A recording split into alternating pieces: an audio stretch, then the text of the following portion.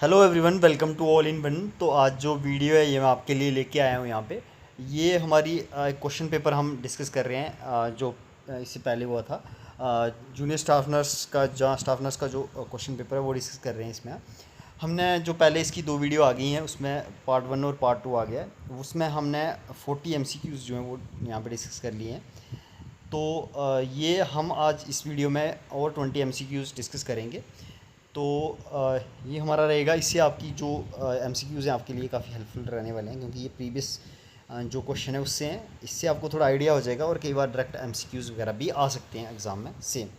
तो ये JKSSB का पेपर है। ये बाकी एग्ज़ाम्स के लिए जैसे मेल मल्टीपर्पज़, फीमेल मल्टीपर्पज़, या फिर GMC में जो एग्ज़ाम्स होते हैं, जहाँ और कोई मेडिकल एग्ज़ाम होते हैं, उनके लिए भी इंपॉर्टेंट हो सकता है। तो शुरू करने से पहले आप क्या करें, चैनल को सब्सक्राइब करें, वीडियो को लाइक शेयर जरूर करें अगर अभी तक नहीं किया है। तो शुरू करते हैं।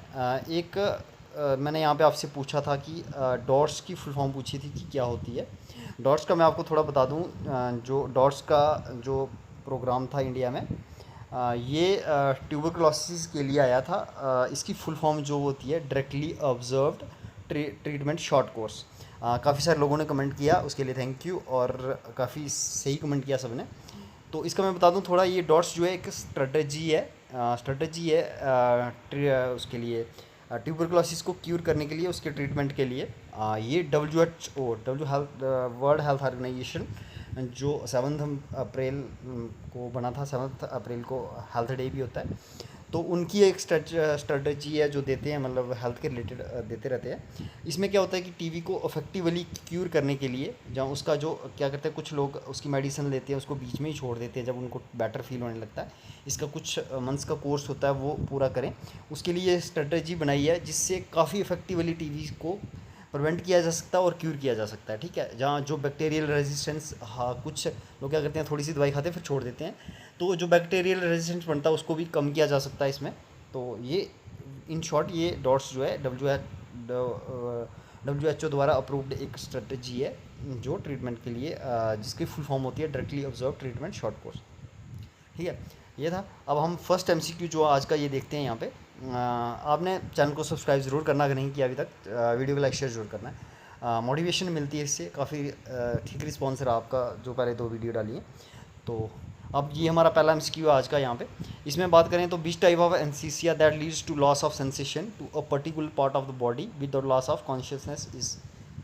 ठीक है, इन्होंने पूछा कि वो कौन सा एनेस्थीसिया है जिसमें एक पर्टिकुलर पार्ट ही जो है बॉडी का, वो जो है वो लॉस ऑफ सेंसेशन हो जाती है उसमें, उसको क्या बोलेंगे। तो ये काफ़ी इजी सा क्वेश्चन है, क्योंकि पर्टिकुलर पार्ट यहाँ पे लिखा हो, आपने क्वेश्चन को पहले समझना है।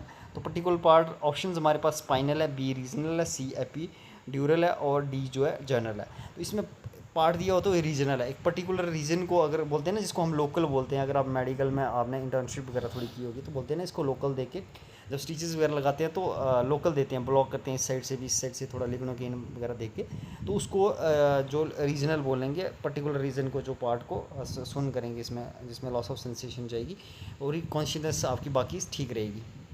ठीक है, स्पाइनल में तो नीचे का हो जाता है ना, स्पाइन से जो हाफ इससे नीचे, और बाकी ये था। ठीक है, दूसरा जो आपका MCQ है ये है, what is the biological method that can be advise to control mosquitoes. बोल रहे हैं हम बायोलॉजिकल मेथड पूछ रहे हैं।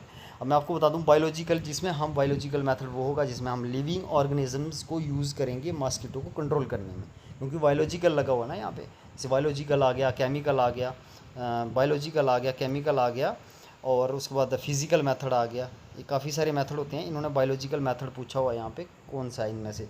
ठीक है, तो मैं आपको बता दूं यहाँ पे ऑप्शन आपके पास, सॉरी ये कौन सा है, ये कोई और क्वेश्चन है, हाँ ये वाला 42 है। ऑप्शन है आपके पास माल्थियन ऑयल, बी रिपेलेंट, और सी जो है cultivating gambusia fish in pond, D जो है मॉस्किटो नेट। तो आप इसमें से कौन सा जो है वो यूज़ कर सकते हो इसके लिए, बायोलॉजिकल मेथड कौन सा हो गया इन तीनों में से। तो फर्स्ट जो है मालाथियन ऑयल जो है ये केमिकल मेथड है। इसमें केमिकल ऑयल एक केमिकल है, उसमें एक सिंथेटिक ऑयल बनाया जाता है जो जिससे मस्कीटो जो है कंट्रोल किया जाता है। रिपेलेंट हम यूज़ करते हैं, क्रीम्स वगैरह आज वगैरह यूज़ करते हैं, जहाँ लोशन वगैरह यूज़ करते हैं, तो उसमें भी केमिकल यूज़ होगा। ये पर्सनल में आ गया, पर्सनल केमिकल। और सी इसका आंसर रहेगा cultivating gambusia fish in the pond. Gambusia fish होगी, इसको कल्टिवेट करेंगे पॉन्ड पे, क्योंकि ये जो फ़िश है ये लार्वे जो होते हैं ना मॉस्किटो के, मॉस्किटो से लार्वा बनता है, फिर पुप्पे बनते हैं, उसके बाद जो है वो मॉस्किटो बनता है। तो ये लार्वे पे फीड करती है ये गैम्बूजिया फ़िश, ये आपने याद रखनी है। तो ये बायोलॉजी है, क्योंकि एक लिविंग ऑर्गेनिज्म को हम फिश को यूज़ कर रहे हैं इसमें, तो ये बायोलॉजिकल मेथड में आएगा आपका, ठीक है। ये जो इसका आंसर जो होगा ये गैम्बूजिया फ़िश इन पॉन्ड होगा। डी मॉस्किटो नेट जो है ये फिजिकल मेथड है, फिजिकली हम मॉस्किटो नेट लगाएंगे तो उससे मॉस्किटो आपको बाइट नहीं कर पाएगा, ठीक है। नेक्स्ट जो एमसीक्यू हमारा 43 आएगा, ये क्या है, what is the aim of usages of oral rehydration ORS in diarrhoeal disease management. बोल रहे हैं कि हम ओआरएस क्यों यूज़ करते हैं डायरियल डिजीज़ में मैनेजमेंट में, उसको मैनेजमेंट करने के लिए हम क्यों यूज़ करते हैं। तो पहला आएगा prevent infection, B prevent vomiting, C prevent weight loss, C prevent dehydration. तो ये आप सबको पता है, इजी लेवल का क्वेश्चन है। डिहाइड्रेशन ही हो जाए हम इसलिए ओआरएस यूज़ करते हैं, क्योंकि उसमें सोडियम पोटेशियम वगैरह इलेक्ट्रोलाइट्स होते हैं, तो उससे हमारा इलेक्ट्रोलाइट बैलेंस जो है वो बना रहता है, ठीक है। नेक्स्ट जो हमारा एमसीक्यू रहेगा ये क्या है, 44 है। A postnatal mother has red colour vaginal discharge, it is named as same ही हो गया। उसको क्या बोलते हैं, पोस्ट नेटल मदर। आपको सबसे पहले क्वेश्चन को समझना है यहाँ पे। पोस्ट नेटल होता है जो डिलीवरी के बाद, रिसेंटली मतलब उसकी डिलीवरी हुई है, उसके बाद जो रेड कलर का बिजाइना से जो डिस्चार्ज निकलेगा उसको क्या बोलेंगे हम। तो ऑप्शन ये काफ़ी डिफ़िकल्ट करके इन्होंने क्वेश्चन डाला हुआ है यहाँ पे। लोकिया है यहाँ पे, फर्स्ट आएगा लोकिया, फिर लोकिया के आगे टाइप्स दे दिए हैं, लोकिया सेरोसा, फिर लोकिया एल्बा, लोकिया रुब्रा। तो यहाँ पे आपके सबसे पहले आपको लोकिया जो है, लोकिया का इसका मतलब ही होगा वेजाइनल डिस्चार्ज को ही लोकिया बोलेंगे, ठीक है। तो इसमें आपको इसको पढ़ लेना है, इसको इस पर आप लोकिया पे एक बार सर्च मारना, आपको इसके टाइप्स जो हैं, इसको टाइप्स को पढ़ लेना, क्योंकि ये इंपॉर्टेंट बन जाता है आपकी नॉलेज के लिए भी। तो यहाँ पे इसको कुछ 6 वीक्स तक ब्लीडिंग होती है, नॉर्मल ब्लीडिंग की बात कर रहा हूँ मैं। अगर हैवी ब्लीडिंग होगी तो उसको आगे उस पर भी एक क्वेश्चन है, पोस्टमार्टम हेमरेज बोलेंगे, PHP बोलेंगे। तो इसमें हाँ सॉरी, उसको PPH बोलेंगे, तो पोस्टमार्टम हेमरेज बोलेंगे। लेकिन इसमें नॉर्मल वेजाइनल डिस्चार्ज की बात कर रहे हैं, वो भी रेड कलर का। तो इसमें अलग अलग कलर होते हैं जो चेंज होते रहते हैं, उस हिसाब से इसको, ऐसे तो लोकिया कहते हैं वेजाइनल डिस्चार्ज को, कलर के हिसाब से उसको सैरोसा एल्बा या रूब्रा में डिवाइड करते हैं। तो इसका जो आंसर रहेगा वो लोकिया रुब्रा रहेगा। आपने रेड से याद रखना है, रेड कलर, और से रुब्रा से लोकिया रुब्रा रखना है। बाकी लोकिया सेरोसा जो होगा, इसके पर्टिकुलर डेज भी होते हैं, आपने पूरा इसको पढ़ लेना है, मैं बोलूँगा एक बार आप देख लें इसको, क्योंकि नॉलेज के लिए भी अच्छा है। किसी में पिंकिश डिस्चार्ज होगा, किसी में वाइटिश होगा, इन दोनों में से। तो इसमें पिंकिश होगा शायद, इसमें आप देख लें, थोड़ा इस टॉपिक को पढ़ लें, ठीक है। इसका आंसर जो रहेगा डायरेक्ट वेजाइनल डिस्चार्ज होगा, तो उसको हम लोकिया रुब्रा ही बोलेंगे। नेक्स्ट जो हमारा MCQ इस वीडियो का 5th और 45th ऐसे है, हमारी सीरीज जो चल रही है। Which among the following is the functional unit of kidney. इनमें से फंक्शनल यूनिट ऑफ किडनी कौन सा है, ये इजी है, नेफ्रॉन है, न्यूरॉन, माइटोकॉन्ड्रिया और सेल, ठीक है। इसमें से आपने 10th में पढ़ा होगा अच्छे से, तो ये 10th का ही क्वेश्चन आ गया आपको, एक साइंस का, बेसिक साइंस का। तो इसमें नेफ्रॉन जो है बेसिक यूनिट होगा इसका किडनी का, ठीक है, नेफ्रॉन होगा। कहाँ गया ये, एक मिनट, हाँ। नेक्स्ट जो है, which among the following blood groups is known as universal recipient, ठीक है। रेसिपिएंट किसको बोलेंगे, यूनिवर्सल, जो मतलब सब ब्लड ग्रुप, ऑलमोस्ट सबको ब्लड ग्रुप को रिसीव कर सकता है। तो ऑप्शन है आपके पास A group, B AB group, C O group, O group, और डी जो है B ग्रुप।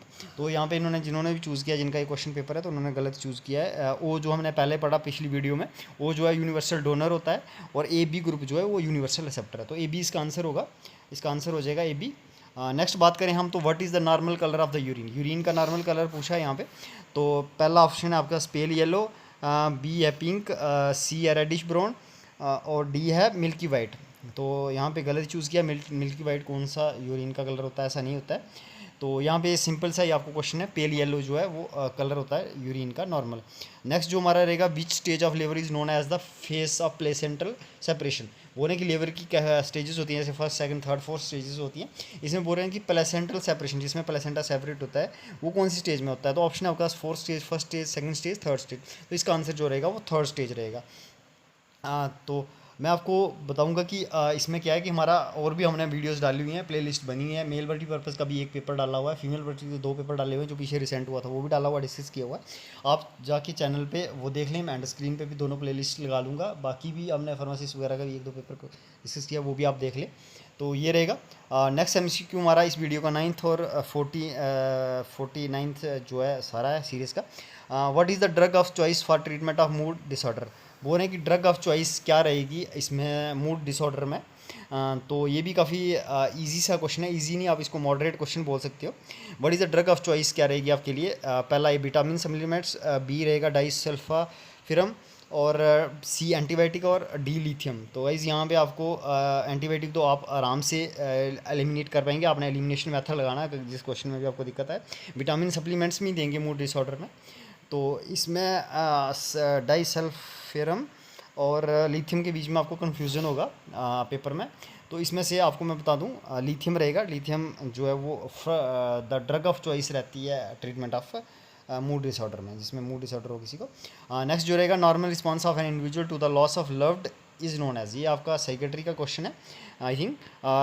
नॉर्मल रिस्पॉन्स जो इंडिविजुअल देगा अगर वो किसी को अपने लव्ड वन को, जिससे वो प्रेम करता है या प्यार करता है, उसको जब वो खो देगा तो उसका क्या रहेगा, जो नॉर्मल रिस्पॉन्स होगा। ऐसे अब नॉर्मल में तो वो डिप्रेशन में भी जा सकता है, पैथी भी हो सकती है उसको, साइकोसिस भी हो सकती है, पर वो बोल रहे हैं कि नॉर्मल रिस्पॉन्स, आपने क्वेश्चन को समझना है। इसमें क्या रहेगा, ए साइकोसिस, बी डिप्रेशन, सी ग्रीफ, और डी अपैथी। नॉर्मल उसको क्या होगा, ग्रीफ होगा, दुख होगा उसको, ठीक है। ये रहेगा इसका, ये इजी क्वेश्चन था। What is the drug of choice for treating PPH? बोल रहे हैं कि पीपीएच को ट्रीट करने के लिए कौन सी ड्रग ऑफ चॉइस रहेगी। हाँ, ये क्वेश्चन काफ़ी इंपॉर्टेंट है आपके लिए, काफ़ी अच्छा लगा मुझे ये क्वेश्चन जिस हिसाब से फ्रेम किया। इसमें आपको कंसेप्चुअल नॉलेज चाहिए अच्छा। तो इसमें ऑप्शन है आपके पास oxytocin, misoprostol, MgSO4, magnesium sulphate, और एंटीबायोटिक। तो इसमें अगर पोस्ट पीपीएच होता, कि आपको पहले ये पता होना चाहिए, पोस्ट पार्टम हेमरेज। इसमें क्या होता है कि आपको जो है आपका अगर सिजेरियन हो या कोई भी चाइल्ड बर्थ हो, नॉर्मल चाइल्ड बर्थ हो, उसमें हैवी ब्लीडिंग होती है उसके बाद ही। अगर विद इन 24 आवर्स अगर आपको 500 ml ब्लीडिंग होती है, बड़ी ज़्यादा होती है ये, अगर ये हो जाती है किसमें, अगर आपकी नॉर्मल डिलीवरी हुई है तो उसको पीपीएच बोलेंगे। अगर आपकी 1000 ml ब्लीडिंग होती है, आपकी अगर इतनी ब्लीडिंग होती है तो उसको ये सिजेरियन के केस में उसको वो बोलेंगे पीपीएच बोलेंगे, ठीक है। तो इसमें पीपीएच होता क्यों, मैं आपको सबसे पहले बता दूं। पीपीएच इसलिए होता है, चलो मैं बाद में बताता हूँ आपको, पहले हम आंसर देख लेते हैं इसका। ऑप्शन हमने बोल दिया, इसका आंसर जो है ऑक्सीटोसिन रहेगा। दो तो आप आराम से एलिमिनेट कर पाएंगे, एंटीबायोटिक तो इन्फेक्शन वगैरह हो, सेप्सिस वगैरह हो जाएगा यूट्रस में, तो यूज़ करेंगे। पर ये पीपीएच के लिए बोल रहे हैं, ब्लीडिंग के लिए बोल रहे हैं। फिर सी भी आप मैग्नीशियम सल्फेट जो है इसको रिमूव कर सकते हैं, ये क्योंकि आई थिंक ये एंटी डिप्रेसेंट वगैरह यूज़ होता है, आप देख लें। तो ये अब दो ऑप्शन जो है, दोनों जो ड्रग्स हैं पीपीएच के लिए यूज़ होती हैं, लेकिन आपको क्या करना है, आपको मोस्ट अप्रोप्रिएट चूज़ करना है ऑक्सीटोसिन और मिसोप्रोस्टोल में से। तो इसमें क्या रहता है कि दोनों यूज़ होते हैं, पर आपने फर्स्ट बताना, फर्स्ट जो है ड्रग ऑफ चॉइस पहला, क्योंकि दो ऑप्शन में आ गए तो पहला ऑक्सीटोसिन को इसमें प्रेफर किया जाता है, ठीक है। ऑक्सीटोसिन को इसमें प्रेफर किया जाता है। तो अब मैं बताता हूँ इसमें क्या है कि ऑक्सीटोसिन का रोल क्या रहता है। जब भी डिलीवरी होती है, बेबी होता है, बर्थ चाइल्ड बर्थ होता है, तो उसके बाद क्या होता है कि आपकी जो यूट्रस है जो एक्सपेंड करता है, उसमें क्या होता है कि आपकी जो ब्लड वेसल्स हैं वो भी एक्सपेंड करती हैं, ठीक है। तो उसमें ये होता है कि कई बार जो है वो जैसे एक्सपेंड तो कर लेती हैं, पर वो कंट्रैक्ट वापस उसी पोजीशन पे नहीं आ पाती हैं, तो ब्लीडिंग जो है कंटिन्यू रहती है। उसको करने के लिए, क्योंकि आपने पढ़ा होगा ऑक्सीटोसिन और मिसोप्रोस्टोल दोनों जो हैं ये मसल कंट्रक्शंस के लिए यूज़ किए जाते हैं। तो उसमें क्या किया जाता है कि आपको ऑक्सीटोसिन दिया जाता है, ठीक है। ऑक्सीटोसिन दिया जाता है, ऑक्सीटोसिन से क्या होगा, मसल कंट्रक्शंस होंगी, ठीक है। हाँ, तो मैंने बोला आपको कि इसमें क्या रहता है कि यूट्रस के जो मसल हैं वो कंट्रैक्ट वापस नहीं कर पाते हैं, तो उसमें इमीडिएटली आफ्टर डिलीवरी तो उसके लिए ऑक्सीटोसिन देते हैं, ठीक है। तो जो कंडीशन है जिसमें वापस नहीं कर सकते उसको यूट्राइन एटनी कहते हैं। यूट्राइन एटनी कहते हैं उसको, उस कंडीशन को जिसमें वो वापस से मसल कंट्रैक्ट नहीं कर पाते हैं और ब्लड वेसल्स कंट्रोल नहीं होती हैं, जो ब्लड वेसल्स प्लेसेंटा को अटैच्ड होती हैं, ठीक है। मोस्ट कॉमन काज इसका यही है पीपीएच, और ये क्रिटिकल इमरजेंसी है, ठीक है, क्योंकि काफ़ी ज़्यादा ब्लीडिंग होती है, जैसे मैंने यूट्राइन एटनी कहते हैं, ठीक है, यूट्राइन एटनी कहते हैं। ये रहा, और फर्स्ट चॉइस ये है। काफ़ी सारे केसेस में इसको माना गया, ऑक्सीटोसिन को प्रेफर किया जाता है क्योंकि ये हाईली इफेक्टिव है। उसके बाद मिसोप्रोस्टोल भी दिया जाता है काफ़ी सारे केसेस में, पर फर्स्ट चॉइस जो आपकी ऑक्सीटोसिन रहता है, सेम ये फंक्शन करता है। तो ये था। नेक्स्ट जो हमारा एमसीक्यू रहेगा इसमें, ये रहेगा what when the ICDS programme was launched. बोल रहे हैं आईसीडीएस प्रोग्राम कब लॉन्च हुआ था। तो ICDS की फुल फॉर्म जो है इंटीग्रेटेड चाइल्ड डेवलपमेंट सर्विसेज है। ICDS आप देखा होगा आंगनबाड़ी सेंटर्स वगैरह हर एक गांव में ये आंगनबाड़ी सेंटर, यहाँ पे एक आंगनबाड़ी हेल्पर और एक वर्कर दोनों मिलके न्यूट्रिशन वगैरह देते हैं। तो मैं आपको बता दूं, थोड़ा आइडिया दे दूं, ICDS पहले एक NGO था, इसको गवर्नमेंट ने ले लिया अपने अंडर। और ये बोल रहे हैं कि लॉन्च कब हुआ था, ये तो 1975 में लॉन्च हुआ था। इसमें न्यूट्रिशन दी जाती है। प्रधानमंत्री मातृत्व बंधन योजना कुछ वो भी है, आप थोड़ा उसका भी रखें। प्रधानमंत्री जन सुरक्षा योजना जैसे ये थोड़ी योजना वगैरह आप पढ़ लें थोड़ा, इसमें भी कई बार आ जाता है। तो ये 1975 में हुआ था। नेक्स्ट जो हमारा MCQ रहेगा, how to identify tracheo oesophageal fistula in the newborn. बोल रहे हैं कि ट्रैकियो इसोफेजियल फिस्टूला न्यूबॉर्न में उसको कैसे आप पता लगा सकता है। ए आपके पास diarrhoea, B fever, C coughing and choking during feeding, D seizure. तो इसमें सिंपल है थोड़ा क्वेश्चन, इसमें कॉफिंग एंड चॉकिंग होगी, ऑब्वियसली होगी, क्योंकि ट्रैकिया इसोफेजियल फिस्टूला है, उससे दिक्कत हो जाती है। तो नेक्स्ट जो हमारा रहेगा, what is the type of graft covered with the patient's own skin for the Burns bound card. बोल रहे हैं कि उस ग्राफ्ट को हम क्या बोलेंगे जो पेशेंट की अपनी स्किन के साथ कवर है, ग्राफ्ट किया जिसको। तो ए होमोग्राफ्ट आएगा, बी ऑटोग्राफ्ट आएगा, सी जीनोग्राफ्ट आएगा, डी हिट्रोग्राफ्ट आएगा। तो इसमें आपको मैं बता दूं इसका बी आएगा, ऑटोग्राफ्ट आएगा। जो नेक्स्ट हमारा रहेगा, which of the following parts of the year will be affected by the otitis media. Otitis media जो इन्फेक्शन होती है ईयर की, उसमें कौन सा जो पार्ट है जो अफेक्ट किया जाता है। ए में ऑप्शन है आपके पिन्ना और ईयर लोब, बी में यूटेशियन ट्यूब, मास्टोइड बोन, और सी में टिम्पैनिक मेम्ब्रेन मास्टोइड। लास्ट जो आपका डी ऑप्शन है लैबिरिंथ स्टेप्स। तो इसमें जो आपका बी ऑप्शन रहेगा ये स्टेशियन ट्यूब मास्टोइड बोन, ये रहेगा आपका। नेक्स्ट जो हमारा यहाँ पे MCQ ये है, which condition is contraindicated to receive routine immunisation in infant. Contradicted हमने पिछली वीडियोज़ में भी एक डिस्कस किया था कि कंट्राडिक्टेड का मीनिंग क्या होता है। तो कंट्रा इंडिकेटेड होता है कि जो हमें अनसेफ है, मतलब पेशेंट के लिए अगर हम ऐसा करेंगे तो पेशेंट के लिए वो सेफ़ नहीं रहेगा, या जो बेनिफिशियरी उसके लिए सेफ नहीं रहेगा। तो इस केस में आप बोल रहे हैं कि क्या होगा इन्फेंट को। इन्फेंट की आप डेफिनेशन देख लें, कमेंट करें कि इन्फेंट कौन सी एज से कौन सी एज तक इन्फेंट बोलते हैं उसको, बच्चे को। तो इसमें A mild diarrhoea, B mild cold, C otitis media, high grade febrile illness. तो ये वो कौन सा कंडीशन रहेगी जिसमें हम इम्यूनेशन, रूटीन इम्यूनेशन बच्चे को नहीं देंगे। तो उसको हाई फीवर होगा, ग्रेड फीवराइल इलनेस होगी, तो हम नहीं देंगे, क्योंकि उसको पहले ही फीवर है। तो वैक्सीन से भी उसको दिक्कत आएगी, उसके इम्यून सिस्टम में दिक्कत आएगी, ठीक है। मोस्टली अवॉइड करेंगे, ठीक है इसमें। तो नेक्स्ट जो हमारा रहेगा 57 MCQ है। थोड़ी लंबी वीडियो बन रही है, पर थोड़ा एक्सप्लेन करना हो तो लंबी वीडियो तो आती ही है। तो what is the meaning of term flight of ideas. बोल रहे हैं कि फ्लाइट ऑफ आइडियाज़ का टर्म का मीनिंग क्या होता है। A use of rhyming words, B pattern of rapid transition from topic to topic, C repetition of word heard, D new words invented by patient. तो इसको क्या बोलेंगे, जो फ्लाइट ऑफ आइडियाज़ होगा, pattern of rapid transition from topic topic, इसको flight of ideas बोलेंगे। Next MCQ जो है, what is the name of the crack pots sign. बोल रहे हैं क्रैक पोर्स साइन का वो क्या है, नेम क्या है, दूसरा नाम क्या है। McEwen sign, Kernig sign, Brudzinski sign, स्काफ साइन। तो इसका जो ऑप्शन है ये है ये मैकवेन साइन, इसको अदर नेम है क्रैक पोर्ट साइन। ये साइन ज़रा पढ़ लें थोड़ा डिटेल में। What is the working mechanism of autoclaving. बोल रहे हैं कि वर्किंग जो इसका मैकेनिज्म ऑफ ऑटोक्लेविंग है, ये क्या है, ठीक है। तो इसको बोलेंगे ए है working under air pressure work करता है, working under the power of electricity, working under the saturated steam pressure, working under the water pressure. तो ये इसका वर्किंग मैकेनिज्म है, ऑटोक्लेव करते हैं ना, जिसमें डेंटल सेक्शन में भी आपने देखा होगा या कहीं और भी देखा होगा, काफ़ी सारी थिएटर वगैरह में भी यूज़ होता है, अलग अलग ऑटोक्लेविंग मेथड्स होते हैं। तो इसमें कौन सा किस मैकेनिज्म पे ये वर्क करता है, working under saturated steam pressure पे काम करता है।